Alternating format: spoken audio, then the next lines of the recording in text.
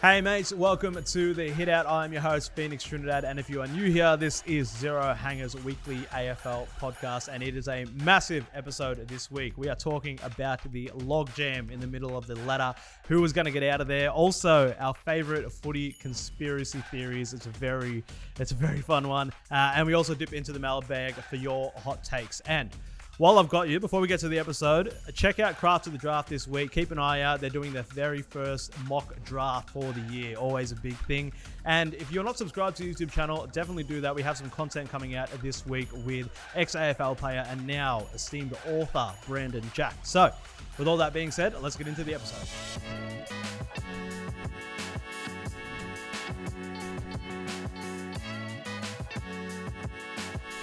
All right, we are back again with Zero Hanger editor Mitch Keating. Hello, mate. Hey, mate. How are you? Oh, not too bad. It's and good. Aidan Cellini. Hey, mate. Good. Dad loves when you actually say my name like that. Your dad does? Yeah. Oh, buongiorno. Yeah. To Mr. Cellini. I wish my parents watched the show.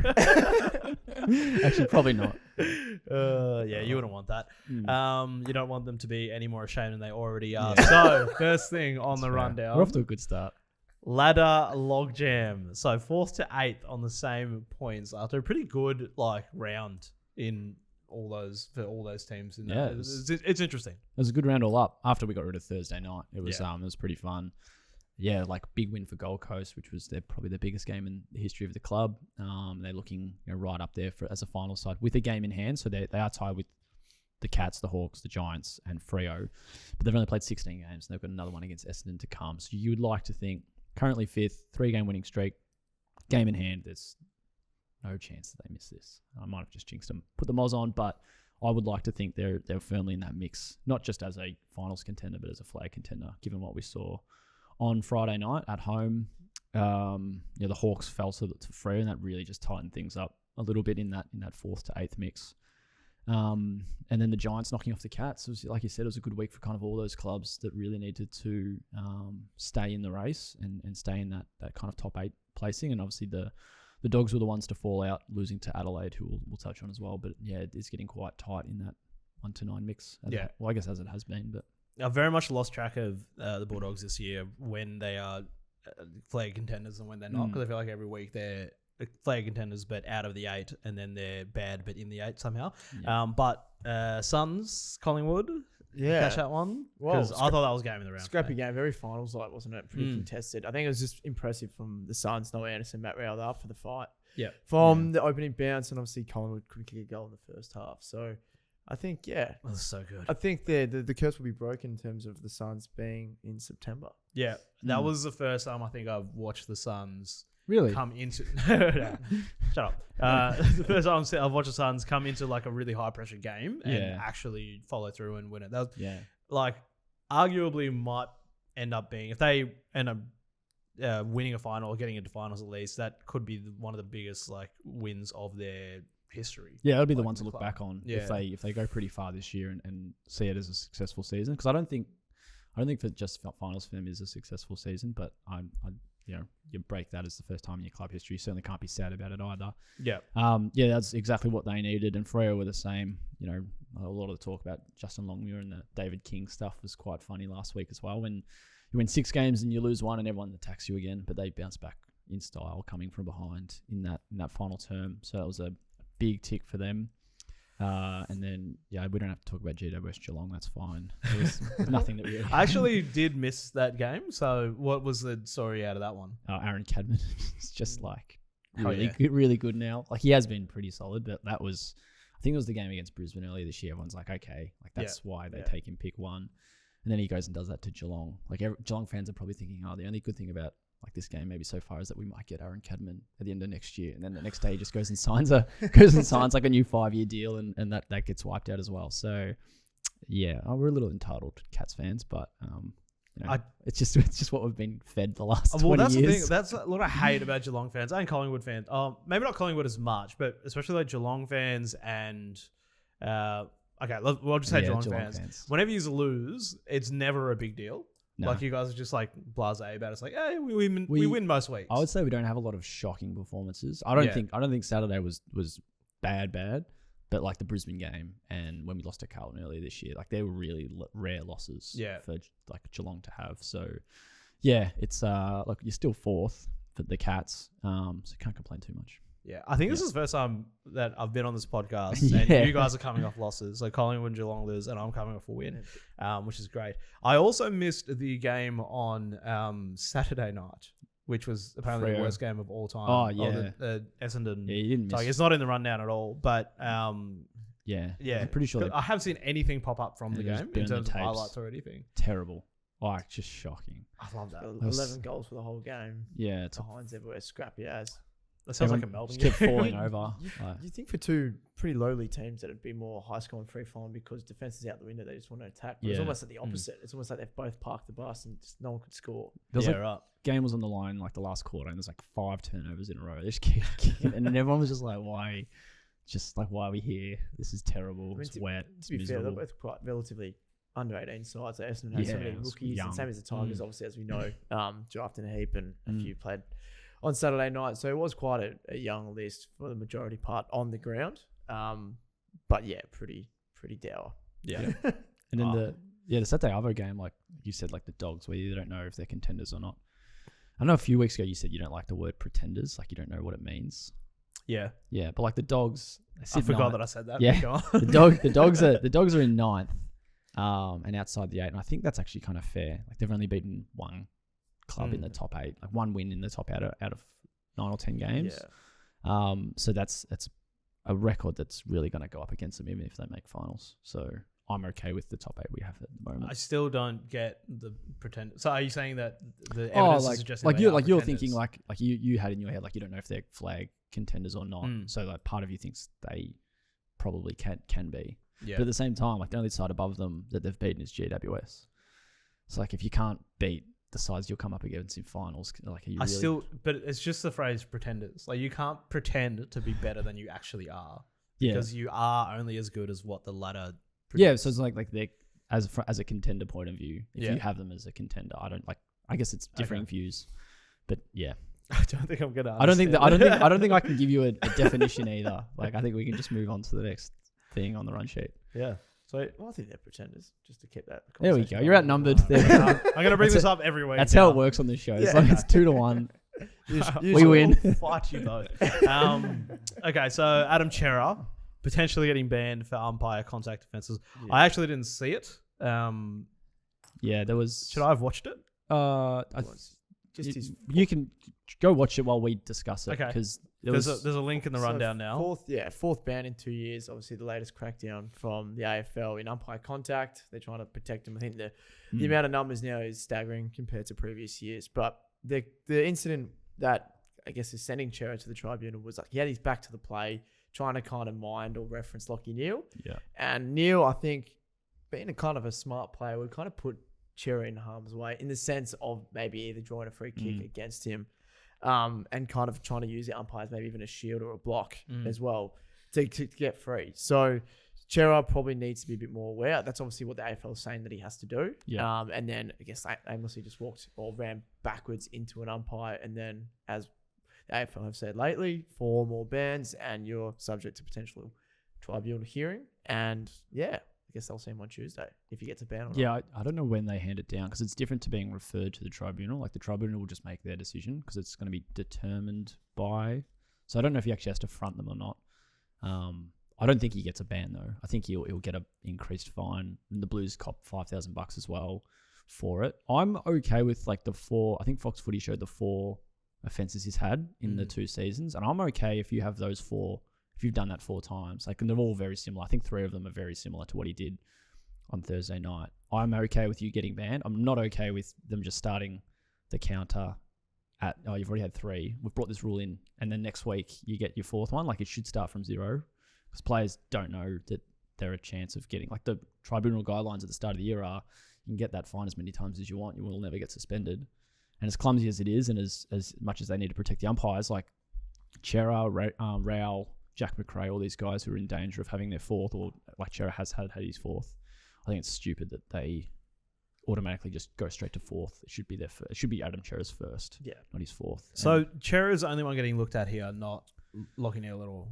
Well, It's like I'm looking at it now, and it just looks like he's pushed Cerra into the umpire. It's one of those 50-50 ones, and I think if your Cerra's more at fault, I agree there is some fault for Lockie Neal, but Cerra is more at fault, I think. But you can, if it was more that Neal just pushed him into the umpire, then the charge would go against Neal for umpire contact. Like they still make it, whoever is most at fault gets the charge. It's not just like, you couldn't just push Cerra in and he gets charged. Like you would have to cop the fine instead. I'd be livid if he gets.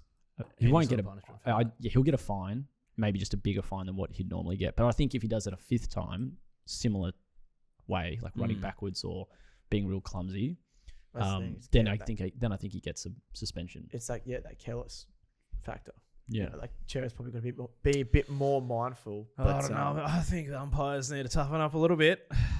I know you need to protect him and everything, but it's like he fell over. Like, yeah, but it's just like, I don't know, umpire slips over and that like gets a concussion or something. Like, but it's so hard for them. All they have to do is just throw it up and then just run backwards. Yeah, like there's not like everyone's just like, can the umps get out of the way? And I go back to your point last week, just kick it from 20 meters away. I'm telling you, I've solved every problem that the AFL's come up this year with. But if someone gets a ban, so just say Matt Rao, and he ends up getting a fifth time, and then ban obviously means ineligible for the Brownlow. Yeah. Would that then force the rules to be rewritten in saying that these types of bans, you're still eligible for the Brownlow because it's not necessarily you're still the fairest and best player, even if you win, although you've been suspended. I've always been on the point that if you get rubbed out for careless, not intentional, then you should be eligible for the Brownlow. Like it's only intentional where you're not fair. If you're careless, it's not like you're not being fair. It's just did something wrong, or it's like a split second thing that led to something else. So yeah, I've always been of the point that unless it's intentional, you shouldn't be rubbed out for the Brownlow. Okay. Another thing with that notice though, but did you see and by the time this podcast comes out, it might be irrelevant, but the Sherry hit? Sherry? That's bad. Like it's three games. Yeah. That's his chances of an All-Australian Blazer shot. I think he was up there with Gawn, maybe Cameron, but I'll tell you what, Brodie Grundy's coming home. I would probably have Brodie Grundy at the moment. And he's coming up against North Melbourne this weekend with likely no Tristan Sherry. His last 7 weeks of just like if he had this 7-8 game run in the first 7 or 8 games, like at that point everyone would be like, it's very hard for him not to have the Blazer. So All Australian's always funny because it's like, is there recency bias when a guy finishes strong, or is it just one of those ones where they start really strong and everyone's like, oh well, there's no point anyone else trying because he's probably got it sewn up. Gawn was pretty shaky early and then came really good round 4 onwards. Grundy's a bit slower, but his last 7 or 8 weeks has just been nuts, like really good. I think I would have him as my All-Australian ruck. Yeah. I have nothing to contribute without being biased, but I think it's very clear it's Hey, that's ex-Melbourne ruckman Brodie Grundy we're talking about, by the way. Good point. Yeah. Okay. Yeah. Well, so when do we find out about the Cerra stuff? Cerra or Sherry? Both chair stuff. I think it's might be Tuesday. Like usually all the tribunal stuff's Tuesday. I just don't know if it's like he's in the call and he has to defend himself, or the tribunal just hand down their findings Tuesday or Wednesday. It'll be around that period, I think. God, I don't know how you keep up with any of that stuff, even as a journo. But moving on. So footy translation: how do you do your job while trying while that's your job? It just seems like convoluted. Make it easier. It could all just be one minute TikTok. Footy media review. Yeah, so, we talked about, like, obviously it was going to be a big year for footy media in the Fox vs 7, and 7 really ramping up their coverage. Fox also doing the same with a few new names. Heaps of shows was obviously a big part of it with Channel 7 as well. Yeah. And we kind of spoke about what we were looking forward to, obviously with the Kane Corns experience on 7, Nick Riewoldt back. A few things mixing around with Fox. Like, just wanted to see, what you've actually been comfortable with now, like what you've kind of settled into as your footy experience and taking in footy on the couch. So this was my whole thing, was that at the start of the year, I was like, there's so many more new shows and I can't fit any more in. And we've come to the midway point of the season and I haven't watched any of the new stuff. So any of the bloody, what's the one on Channel 7? Agenda Setters. But I never watched Footy Classified ever either. Yep. So I didn't watch that. Haven't watched any of that. But then there's the new one with Lee Matthews and but all these new shows, I've just haven't added to my footy consumption weekly diet. I'm probably similar. Like I would sporadically watch Footy Classified, and if I'm still watching one of the two, I'd probably watch Footy Classified over Agenda Setters. Yeah. But I don't really watch it. I don't watch the Fox midweek shows. 360. I used to watch First Crack. Yeah. But now that Jay Clark's on it, I can't do it. It's just like just taking away from the analytics and more just hearsay. I think it's just a personality thing. Like, I'm sure he's a nice fella. I'll probably run into him at some point at a presser or something. But like, I just don't really like his personality. Right. I think he seems a bit. That's right. Yeah. Fair enough. So it's weird. I think Channel 9 do the footy shows the best, but they just don't have rights. Like Sunday footy show is not bad. It depends what you like. Yeah. I don't mind the Sunday footy show. It can be good. Can also be a bit boys-ish. Mine has I always just lean to the comedy ones because it's less serious. But the footy with Broden and the Two Guys One Cup, they're like weekly. I'll always listen to those, and then I'll chuck in more like I do like Fireball. I do like, but I'll watch them on YouTube, like some clips, and whenever Hoiney's on SEN, I'll watch that. Really? And that's pretty much my footy diet. And of course the Hitout. Of course. Other than that, you're a Hoiney fan. I love Hoiney. He's a stats guru. But I'm not a stats guy, but I like Hoiney. He presents it well. Yeah. I've seen some. I forget everything he says after. It's just I just like the numbers going in, and then I do nothing with it. Yeah. I don't mind. It's good to know, and then just forgets it. Yeah. Matty Lloyd, I kind of seem to follow where he goes. So access on AFL Media. Really? Pretty good. Yeah, he's with Purple, Damien Barrett. Velvet Sledgehammer. And then Sunday Footy Show, I think. Big time fan of that. Yes. The Sunday Footy Show can be good. Yeah, I like Broden's podcast. Outside of the Hitout, of course. Yeah. I do listen to tradies because I'm one of the people that do like trade news. Although it does get. See, who is tradies? I've never even heard of this. It's Mitch Cleary and Sam McClure. What? Yeah. It's been this is their second, third? This will be the third Mitch year. Cleary and Sam McClure. Yeah. So like two of the better news breakers. I don't to be fair, I can couldn't think of a worse. I'll be honest. I was about to say I can listen to one of them. I can listen to one of them. I probably can't listen to the other. Tradies. I think I'm with you on that. Sounding. I like Sounding Board, but it's not really AFL related. Gettables. But Gettable's good.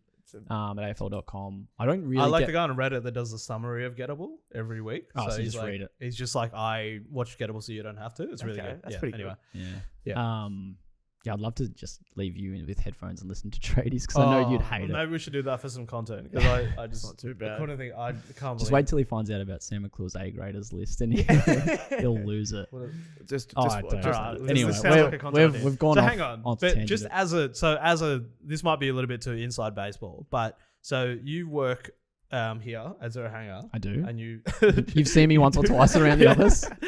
You do footy all week, and then you go home and you watch. It's like on the way into the office, on the way out. Like it always comes out early in the morning or late arvo. So it's like no. So, but I mean like agenda setters. So you'll go home after shift, have dinner, and then watch agenda setters. No, like I said, I don't really watch those shows. Sporadically, Footy Classified will be on at 9:40, and if I don't have an early shift the next morning and I'm still up, I'll watch it. But not like the prime time AFL 360 on the couch. Right, so you won't watch it at the time that it airs and stuff. Okay. Nah, I have enough footy on the TV that the wife doesn't need anymore during the week. So that's when like Maths and Home and Away's on. So I prefer to watch those shows then. Is that what you watch? Yeah. But I mean, Bold of the Beautiful still going? Yeah. But I'm learning a lot. They do those little short clips on X now as well. Yeah. So you get your quick little summary and you don't really need to watch the hour long. Well, my big thing this year too was because I used to watch a lot of AFL 360 back in the day, but without Robbo, it's just not the same. It's not as entertaining. No, and like Gary Lyon, even as a D's fan, I don't want to watch Gary Lyon. He's good, day. but when you got Robbo like just pulling his glasses off and he's just moaning and groaning and bemoaning anyone else, and Jared's trying to keep the show going. Yeah, that was the only reason you watch it is to watch Jared just be like, how am I going to keep this on track? He's talking about the moon. It's a football show. Yeah, it's not the moon. Yeah, it's not the moon. So going back to the point of discussion, like, are you taking in Fox or 7 when you watch like Friday night? I always default to Fox and KO and stuff. Like I just like their footy coverage better. I honestly haven't watched a single game on 7 at all this year. Oh, I'm trying to remember something from would have been Friday night. He played Friday night Gold Coast Collingwood. So I watched the first 3 quarters on Fox. I prefer Fox. I just think, and it's probably not a big surprise, but Kane is just too negative. Yeah. Like, good special comments, and I think he has a good look on the game sometimes, but it's just... That's why I like him on Fireball. Yeah. Not so much actually, what I was going to say live. before, I actually do take in Fireball. Don't take in a lot of SEN, but Fireballs might be an exception. There was so funny. I listened to the first 3 quarters of, I think it was Friday night, if he was doing Friday night for 7. Took in the first 3 quarters, and Fox was saying that this one guy had maybe wasn't having the best game or something, or maybe it was the other way around, was having like a really good game against his direct opponent. I think it was Dunkley. Maybe it was Thursday night. Dunkley against Cripps. They're saying like, oh yeah, Cripps is having huge night against Dunkley, and then switch to the other channel, and the other one's like, oh yeah, Dunkley's having a massive night against Cripps. And it's so funny that like just 2 completely different broadcasters are taking in 2 complete opposite views. Yeah. I thought, that's kind of interesting. Yeah. But yeah, I can't do 7 as much anymore. Yep. Yeah, Fox. Excellent. I just like the commentators on KO better. On Fox. Yeah. Siren to siren too. I don't know. Just Yeah. more seamless. Like Yeah, you can put on that's the a good background point. at 7. You just Yeah, as much as a problem I have with KO as a service itself, I'd still rather have bad KO than good Channel 7. All right. Next one. I'm going to let you intro this because you put it on the rundown. Yeah, this is really in your kind of realm, but I'll kick it. I'd like to know why you think this, but anyway, go on. Well, didn't you do a podcast about cults or something? I did. You know what? That actually makes a lot of sense. There you go. So yeah, we're going to talk footy conspiracy theories, because we did a little bit last week on like what we want to change and what we don't like about the game. But I was kind of like, I thought we could eventually just border into like what we think happens, but like we don't really talk about it that much. Hell yeah. So I'm happy to start. Mine is what was mine? God, I've kind of forgotten it now. There's nothing on the right. Yeah, I shape just for put you. my name down. Yeah. Maybe someone else start while I think of what one that's kind of was. been brought up relatively recently with Tassie talk, and it's a conspiracy theory. I'm kind of thinking that it could be legitimate, but we'll go with it. Is the fact that they played 2 night Tassie games at Utah. So Hawks hosted both the Giants and the Crows this year. Now I think one was in late March and maybe one was a bit more recent. The Crows game, obviously that close game. But the conditions were just terrible, which I think the AFL might have just gone, okay, you have your 2 night games, Tassie. See how bad it is in terms of a spectacle. The ball's on the ground, the players are slipping over. It's just not an ideal contest between 2 sides, especially those 3 teams, because they're both contending, or what we think they are going to as well. So when this team comes in, you have to have a stadium and it has to have a roof, because otherwise, especially in the winter when you're playing, Tassie playing just say 12 out of the 23 games and just say 6 or 8 of those are going to be in the middle of winter, 4 or 5 degrees and a little bit dewy underfoot. If you have a roof over their heads, it might improve the conditions a little bit. So that could be one that's one to watch, and probably never ever would be obviously admitted by the AFL as their intention. But I think it's just a little murmur in the background that I think there's something to that. But one of mine is on the back of that, in that so when the stadium started to fall through this year, the theory kept coming up that I think they just set up Tasmania to fail. Like they were never actually planning to go ahead with a team. Like make it look like you were doing it. Just so the AFL, because they love being able to just say, oh, look, we're doing this and blah, blah, blah. That they just set up the Tasmania team knowing that it would fail and it wouldn't get passed because of the stadium. Because before the team came in, like it's technically a conquered market. So like you have, apart from like you have the Jack Jumpers or whatever, there's no NRL down there. You have 2 teams that are already, you have Hawthorn and North Melbourne down there. Tasmania has like 4 people in it. So like what's the point of introducing a new team? You're going to are you trying to pull fans away from Hawthorn and North Melbourne to anyway. So that was the whole thing that was coming up back then. And I think there's some legitimacy to that, is that they, you've seen how they've treated the AFLW, so they're just sort of half in the bag. They're just like, oh yeah, we'll set this up, but we'll make you go play in Frankston at 2 a.m. on a Wednesday. Yeah. Like just putting it in a position where it's like it's set up to fail, but it looks good for us because we tried something. Good PR. But it'd be interesting if like Tassie fans protested, like the Hawthorn and North games, like, oh, we won't rock up. And then that's the AFL being like, well, that's a good case for us not to make a team. Like if we're only getting 3,000 people to a game, then we're not going to bring a team. So that's the thing. I feel bad for the Tasmanians. Like they're already going through enough being Tasmania, let alone having this whole. Sorry, didn't realize you had an agenda against Tasmanians. I think I love Tasmanians. No, I just think it's like the place. It's not a fun. Like I've been to Tasmania. It's you're isolated. You're on a little island. And Yeah. like they need all the advantages they get, and then the AFL just treats them Yeah. unfairly. I think So that was kind of yours as well. that was You just one set up- of. All Yeah. right. Do you have another one? I do have, but we'll let you. All right. Talk Yeah, about actually, your I one remembered first. mine. Mine was the sub rule. Yep. I think from when Brad Scott was footy operations boss or footy manager, I can't remember what his actual role was. And now there's like 6 of them at AFL House. When he went to the clubs and said, "Do you guys want like a 4 guys on the bench and a sub?" Because this is when they were starting to bring back the sub, or they just brought back the sub. When he went to all the clubs, he was like, "Do you guys want 4 and a sub, or do you want 5 on the bench?" And supposedly the majority in just about all the clubs said we want 4 and a sub. And then, and now you've got probably, 16 or 17 coaches. I know there's 1 or 2 that I think like the sub, but I think they still probably prefer 5 on the bench. Now about 16 or 17 want the sub gone, they want 5 on the bench. Like Dean Cox said it yesterday. Okay. Just let me have 5 guys on the bench. Let me play any of them I can at any point, because they had an issue with Tom McCartan getting injured minutes after they made their sub call. So I think that everyone just wanted to bring in 5 on the bench. But then they're like, oh no, we can't just take a leap like that. Like we need to kind of just slowly, we'll bring in this sub thing, and then everyone's going to hate it. And then they're like, oh yes, let's bring in 5. So I think instead of just going straight from 4 to 5 on the bench, they've just all kind of coerced together and been like, okay, if you guys all agree, we'll do a sub. Then everyone will get really angry about it. They'll hate it. And then the only option there is to keep going, and then we'll go with 5. So it's been a bit of a slow burn.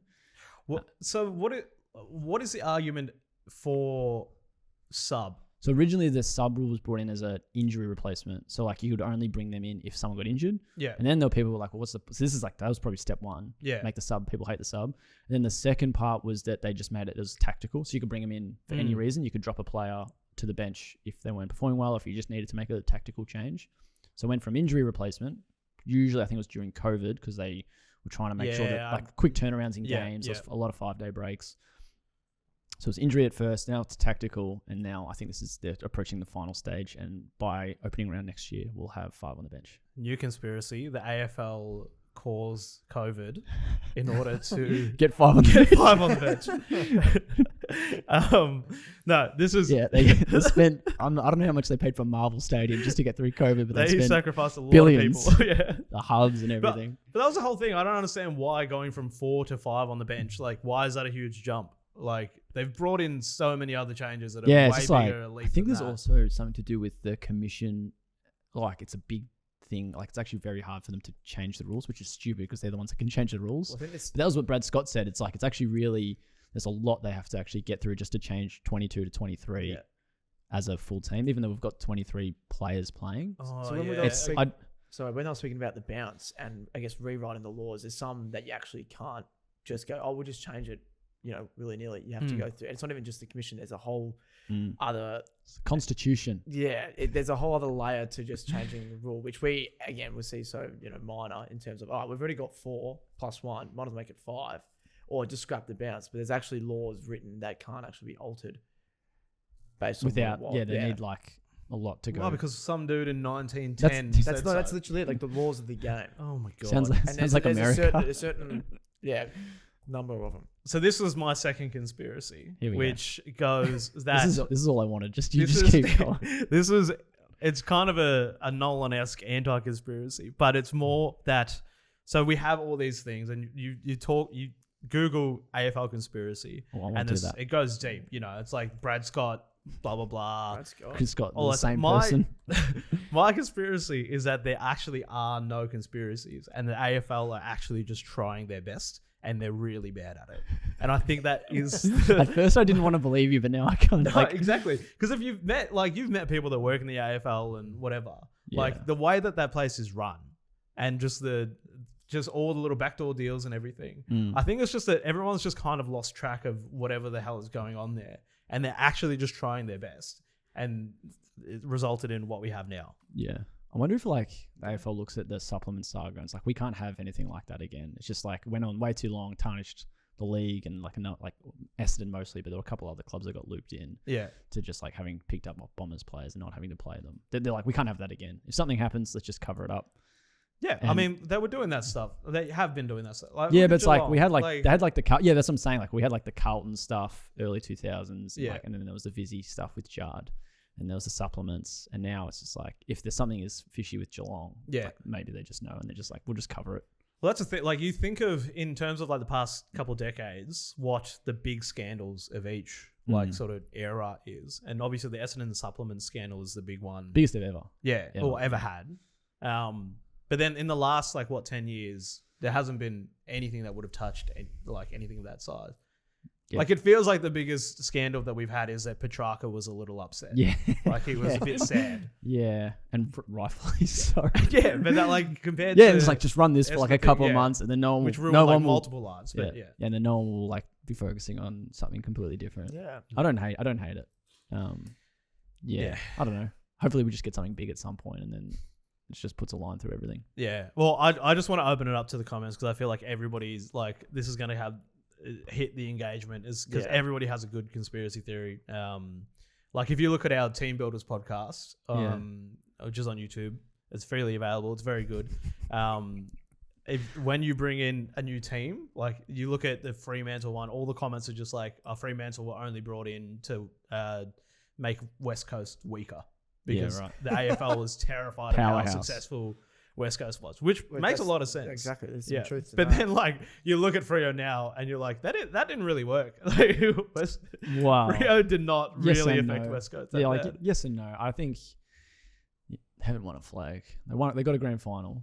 And but West Coast have won how many flags since? Yeah. It could also be more that players go to Freo. That was what I think. The point of making West Coast weaker. So just say Luke Jackson goes, West Coast Freo. Well, I'm going to go to Freo. Yeah, that's the big win. You got your Shea Boltons and your Luke Jacksons, and both clubs do really well at keeping interstate players though. They seem to set that up really well because West Coast did that very well for such a long time, but then Freo have done that as well with your Sarolings, Brayshaws, Hayden Youngs, Josh Tracy's. So, yeah. Yep. All right. I feel like we should do that segment every week. I really like that. If we think of more. A new conspiracy every week. Cool. All right. Let's do weekly awards. So each week we give out an award to somebody that did something good or something. Bad. Yeah. Or something. Mitchell? Yeah, I'll start. We touched on the Suns Pies game earlier. One thing we didn't talk about was Josh Dacos's final term. So he gets the Quarter of the Year award. I'm more than happy to say that'll be the best quarter we see this year. Maybe next 12 months, maybe until the end of next year. I don't think that'll get beaten for some time. So we had 16 touches, 12 of which were effective, 311 metres gained, 10 contested possessions, 4 clearances, 2 inside 50s, 5 tackles. He had 5 intercept possessions as well, 2 goals, a score assist, 132 Supercoach points. That's a quarter that in one quarter. That's what I'm saying. That's that whole performance is something that most players would be happy with at the end of a game after 4 quarters. And he did that, brought them back into it. It was just nuts. One of the best quarters I can remember for some time. I genuinely didn't even really notice that. To be honest. Yeah. Are you sure you were? I know that because I thought it was more of a team thing, but yeah. Now they all started getting on a run, but he was the catalyst. Because they put him in the middle and then I just didn't realize his stat line was like so it'd be interesting if they play in midfield. It'd be interesting though because who do you take out? And they've already got Nick in there and they can be quite similar. Yeah. I think just keep him back and then you've got that weapon if you need it. When did Pendles get subbed on? Half time? Yeah. Who got subbed out again? Someone got I can't remember. Someone got Howe? Howe, yeah. Howe got subbed out. Got injured. Yeah, it's about half time. Yeah. So Pendles had a half. But when last term they had Ned Long on the wing just because they just had to make room for Dacos. But they can't have Ned Long playing wing every week. It just doesn't. Or in a final. Yeah, exactly. So it'll be interesting to see where they go from here. Yeah. Mine is the Sledge of the Year award to Harley Reid. It's a pretty fiery contest, but there was one moment in Sunday's game between the Eagles and the Power between 2 former pick ones. So Horn Francis and Reid. Everyone knows the Horn Francis story. Was at North for a year, went back to home to family and friends and whatnot, and obviously very disliked by the Kangaroos faithful. Harley Reid, he stuck it out for 2 years, but obviously a lot of speculation if he'll return to Victoria. I think a few clubs are coming for him at the moment, but he's still got a deal for next year. So Harley Reid actually said to him in a fiery moment that you go back to your mum. You left after 1 year, mate. And I just thought, that's worthy of a shout out because I love it. That's what footy I liked. Yeah, shouldn't be about, but I love that part of it. Yeah. But there could be a level of irony there that he could be leaving after 2 years at the Eagles at a struggling club. So one to watch. I think he'll see out his 3 years. I think. But if he doesn't, then Horn-Fans has every right to go up to him and say, hey, buddy, Yeah. just because you last an extra 12 months than me doesn't mean you're not as soft as I am in terms of going Yeah. back to mum and dad. So I think even if he leaves, even if he's off contract, I know he's off contract next year, but even if he leaves then, I still don't I'll be like, no, that's too early. Like, yeah, you got to give him at least 5 or 6 years Yeah. if you're telling other blokes that's fair. that they went back home. Exactly. So, So love the fight. He's Bit opened of chirps, good. opened himself up now to that. Yeah. So he probably has to stay till 5 years just Yeah. to make sure he ticks off that box of not being too soft. Just from a content point of view, I just want him to leave just to like just the amount of stuff that's going to come out. Oh, love it. So it'd be good, like ranking the 17 clubs, like who would be number one. Like if you left for Freo, that would easily be the best. Yeah. Like if you left for Freo, like you decided to stay in WA but just pissed off the Eagles. Yeah. And then like, I don't know, number 2's. Or he goes to Port. I was literally thinking Yeah. about Port or Brisbane because he gave him the bird earlier this year. So it'd Yeah, be funny yeah. if he somehow managed Maybe we to go join there. Gold Coast. Oh. The AFL would love that. Destination club.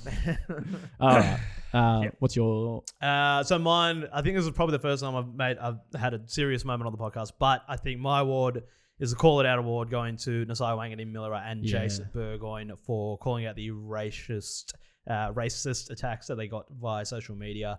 And like a lot of people will be talking about this, Yeah. but I think one element that a lot of the AFL shows aren't going to mention is that it is just motivated not only from racism, but also because of gambling. Yeah, Like it's so one of obvious. them was so specifically about, because you didn't get one more touch. Like no one cares about your multi. Yeah. Like, and like, it's just, I think the AFL do need to do something about this because this is, they're partnered with it's all these gambling companies, but then also their employees are Yeah. getting targeted because of this dumb shit. Yeah, it's like the point you made that, Mm. a lot of shows might not bring it up because of their partners, and the AFL is equal in that the biggest money that biggest money that they bring in is from sports bet and betting partners. Just gross cowards. And like you said, and we do too. We have some like our Yeah, partners not- as well, but don't hide away from that. it's one of those things where if you're at a point where you're abusing people online because you lost a bet, maybe don't bet. Maybe you're not good at it and you should do something else with your time. Yeah, and like they're the messages, and I can't say it's true or not, but like if there was a non-Indigenous player that did, like, I don't know if they get the same kind of messages. Certainly I wouldn't have thought. And then on top of that, they're only the messages we see. There'll be heaps of AFL players that just cop them and don't look at their DMs, or do look at them but just like don't share them. Like we saw Lockie Neal this earlier this year called them scum and cowards, and like rightfully so. And it was I don't think it was prompted after anything. It was a few days after the Willie Rioli stuff, but I don't know if I think it was like the day after he played. So it was like it wasn't. I don't know if it was like related to the Rioli stuff or just his own experience in someone receiving in him receiving messages. But it was it just happens. Heaps of times a year. Too often. I think it is good, especially because like these are two young guys and they're calling it out. Like, because this had been going on for as long as social media has been around, and I think a lot of players don't even bother to call it out, or like they're smart enough not to look at it. But it does get through to it and through to them, and I think it's good. Award for them. It's a good one. I like that. Anyway, dipping into our mailbag. Yes, ours is actually quite nice. We don't, comparatively. Yeah, unless Phoenix, keeps having a go at Tasmania. We are. It's been It's been pretty clean so far. Yeah. We had a few this week, which was nice. Yeah. Okay. Yep. So Hutch says Ben Miller underrated. I like this one. Like if we had a 22 of the most underrated players, he still probably wouldn't make it because he's so underrated. But he's been rock solid for them. Like Noah Bolter, obviously in his situation, but even his form has been pretty off this year. And Ben, you're googling Ben Miller. I'm just double checking which team he plays for. It was. It was that time. It was that. Remember Gather Round last year? We were eating it. Where did we eat? It was like Hungry Jack's or some crap. And we sat there and Dusty walked in at this was like 11 o'clock. Oh on yeah, Sunday. Yeah, and it was Ben Miller, and you were like, "Who's the guy he's with?" You still don't remember him. I'm never gonna remember this man. So he must be underrated because I don't know. Yeah, he is flying under the radar with what he's been able to do in one of the tougher defenses to play in, just given where the list's at. He's really holding his own. I don't know if I really had him in our best 23 for them earlier in the year. Like I think they like Tyler Young, Josh Gibcus is eventually back, and then there was Noah Bolter. Mm-hmm. But he's been rock solid as a one-on-one key defender, kind of like what Toby Pink has done, but he's starting to get recognition. And I think Ben Miller probably deserves a similar amount of recognition too. I just googled to check if he's related to Brad Miller from the Demons. Was he? But I don't know. I'm Two gonna have to do guys. some more Two research. guys with two just B Millers, and you just assume they're related. Can you blame me? It's not a Yeah. last name at all. Next one from Kobe. Thorpe greater than Darcy. It's It's timely. I mean, very.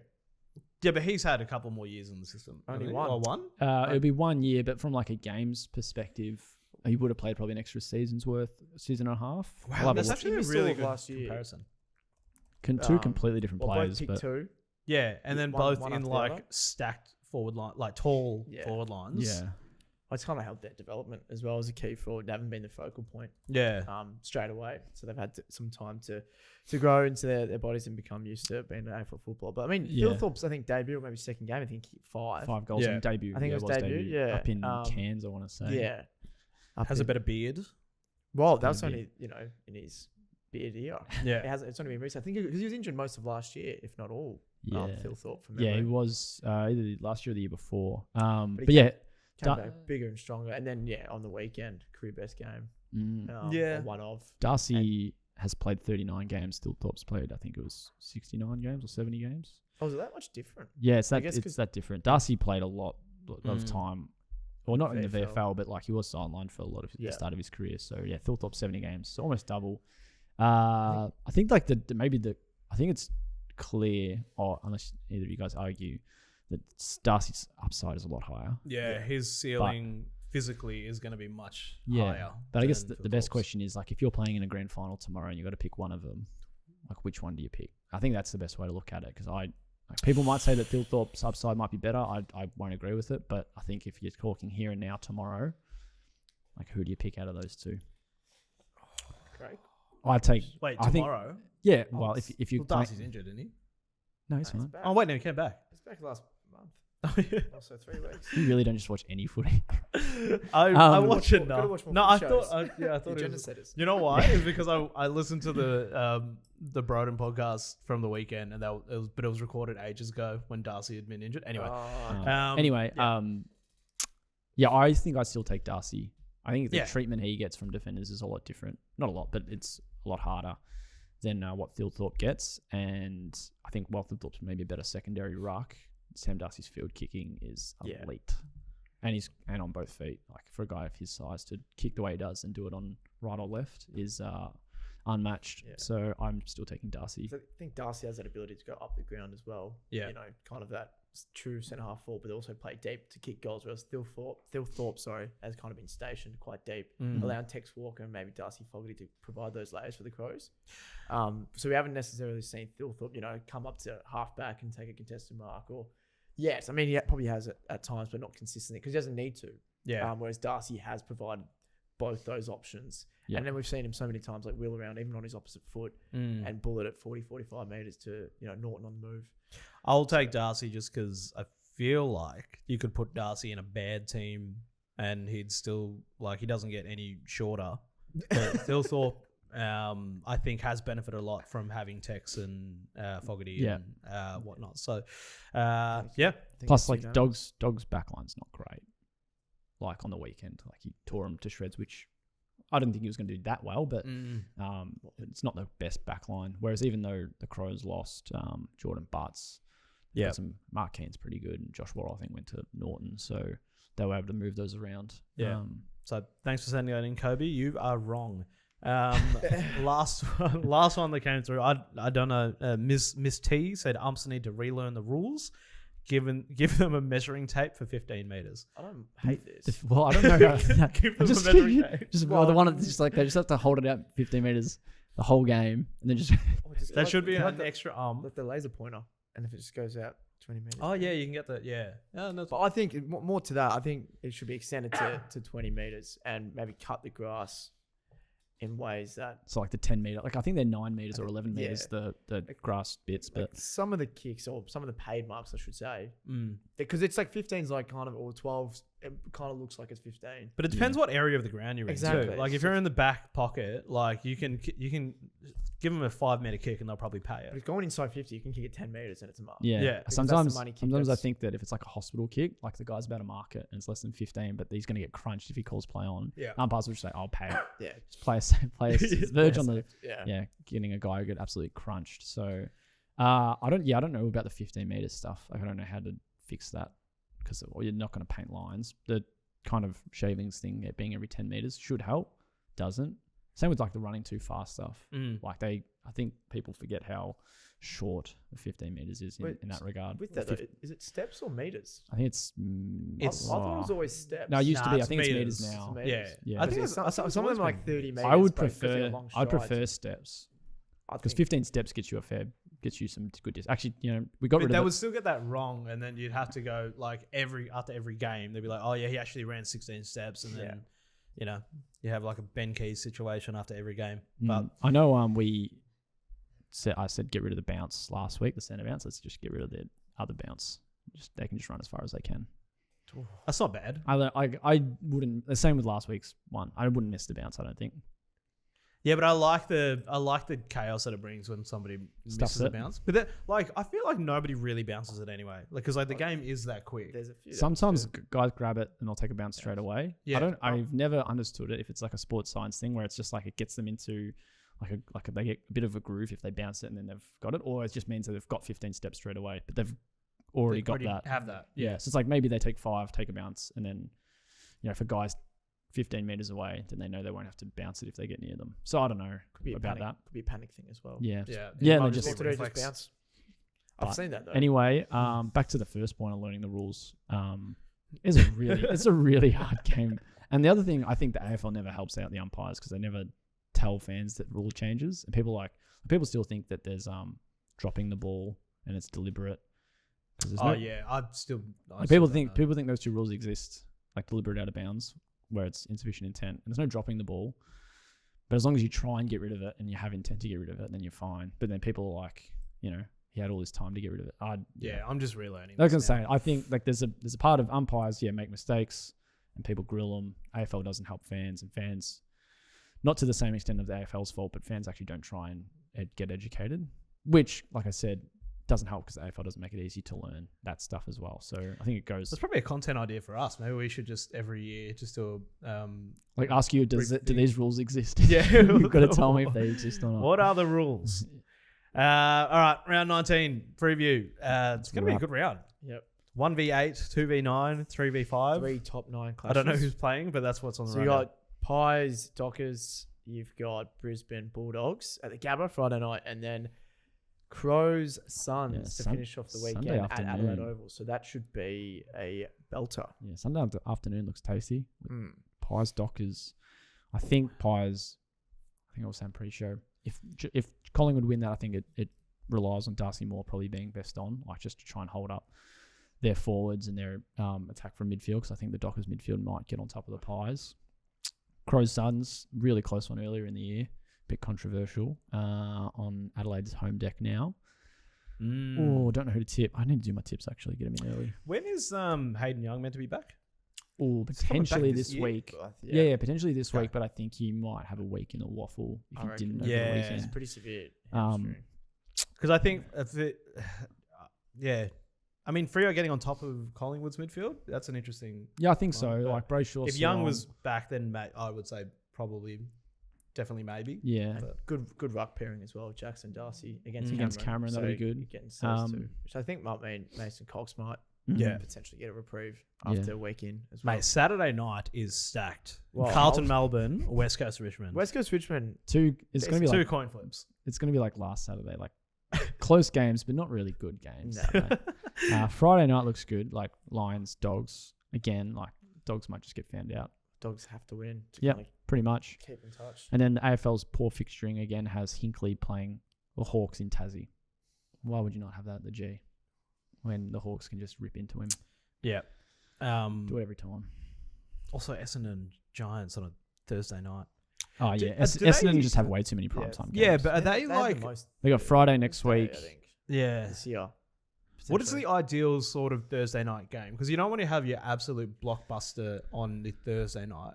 You want to have a decent matchup This is what I'm thinking. Is like a decent I matchup. think something like what they've got Friday night, like not a game in Melbourne, so I don't have to go and then work the next morning. Yeah. Personally, not like a late finish and then an early start. So an interstate game outside of Melbourne, great. And then like 2 clubs close enough on the ladder. I think Brisbane and the Dogs is probably as close as we'll probably get. So I would, maybe the game that they have on Friday night. Like, what do we have next week? Hawks Carlton. Oh, gross. And then we got a double Friday next week. One of them's the Sydney Derby, and they start half an hour apart. I hate this. Wait, we have a double Friday. Oh, there you go. Yeah. Okay. Oh, they've got Dogs Giants a couple of weeks away on a Thursday night, but that's at Marvel. So Mate, this is the round 19 preview, by the way. Not the. Yeah, but then we don't have to do this next week. just finish. You've heard my thoughts. Yeah. Okay. Cool. Oh, actually, and the other thing I'll add is, Grundy coming up against a Sherry-less North Melbourne. Ooh. He's just gonna. That'll be it. Who's gonna ruck for them? Coleman, North Jones. He's been in the VFL lately. Taylor Goad, Finbar mainly. Yeah. I mean, doesn't matter. Like, North aren't gonna be a chance. Yeah, but I just have no idea who North Melbourne's second ruckman is. Hey, put Paul Curtis in there. Probably bring back Tom Campbell. Re-recruit him. Tom, doesn't he play for us? I know. I'm just saying, bring him back. Oh, they can have him back in North Colours. Yeah, you can loan him for the day. Well, they need him. I feel like I'm forgetting someone, but I can't remember. Yeah. It's North Melbourne. You don't watch enough footy, mate. All right. Well, that I think Goad, that Jones. wraps it up. Bryn Teakle. There you go. Oh Who? yeah.